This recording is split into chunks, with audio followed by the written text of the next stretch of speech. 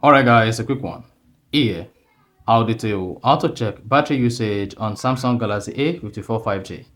So for the end of this, if you found this often informative, please don't forget to like and then subscribe. Now the first one to do is go ahead and open the settings application, scroll down, locate and click on battery. Now under battery, scroll down, then scroll down again, you should see battery usage. Here I have 22%. Click on view details.